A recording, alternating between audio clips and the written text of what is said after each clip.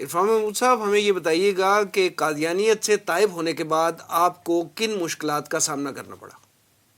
جی، اسلام قبول کرنے کے بعد رکاوٹیں تو مجھے بہت آئیں، یقیناً ظاہری بات ہے۔ میں نے آپ کو بتایا کہ میرے والد صاحب صدر تھے قادیانی جماعت کے، انہوں نے مجھے مارا بھی، پیٹا بھی، میری برادری کے لوگوں نے میرا بائیکاٹ بھی کیا، گھر سے بھی نکالا، مینٹلی ٹارچر بھی کیے، سر پہ ٹانگوں پہ ڈنڈے مارے، بڑی بڑی لالچیں دیں، اور یہ کہا کہ نعوذ باللہ پھر سے دوبارہ مرزا قادیانی کو معاذ اللہ اللہ کا نبی مان لو۔ میں نے کہا جی مجھے مسلمان کسی عام انسان نے نہیں کیا، عام شخصیت نے نہیں کیا، مجھے مسلمان حضور حبیب کبریا حضرت محمد مصطفیٰ صلی اللہ علیہ وآلہ وسلم نے کیا ہے۔ میرے جسم کے ٹکڑے ٹکڑے بھی کر دو گے، انشاءاللہ میں اسلام سے نہیں پھروں گا۔ پروردگار نے ثابت قدمی عطا فرمائی، اپنے گھر میں الحمدللہ اسلام کی پریچنگ کی، تو ایک ایک کر کے بہت الحمدللہ ہمارے گھر میں 50+ لوگ مسلمان ہو گئے۔ میری والدہ، میرے بھائی، میری بہنیں، سب نے اسلام قبول کر لیا۔ اللہ نے پھر کرم کیا کہ میرے والد صاحب بھی الحمدللہ اپنی ڈیتھ سے 4 سال قبل انہوں نے بھی میرے ہاتھ پہ اسلام قبول کر لیا۔ پھر پاکستان بھر میں الحمدللہ میں نے اس پہ ورکنگ کی، بڑے بڑے قادیانیوں سے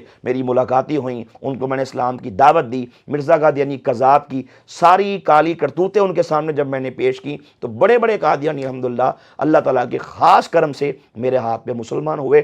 ہزاروں کی کوانٹیٹی میں الحمدللہ بڑے بڑے قادیانیوں نے میرے ہاتھ پہ اسلام قبول کیا، اور میری بڑی موسٹ فیمس بک ہے، اس کا نام ہے قادیانیت اسلام اور سائنس کے کٹہرے میں۔ الحمدللہ یہ کتاب پڑھ کے اب تک ہزاروں قادیانی مسلمان ہو چکے ہیں۔ تو یہ میرا الحمدللہ اس حوالے سے میرا مشن ہے، اس حوالے سے میں کام کر رہا ہوں پورے پاکستان میں۔ بار ایسوسیشنز میں میرے پروگرامز ہوتے ہیں، بڑے بڑے سکولز، کالجز، یونیورسٹیز میں الحمدللہ میں جاتا ہوں، وہاں میرے سیمینار ہوتے ہیں، ختم نبوت سے میں سیمینار سے خطاب کرتا ہوں۔ اللہ تعالیٰ نے الحمدللہ اس عظیم کام میں، اس عظیم مشن میں الحمدللہ مجھے لگا دی ہے۔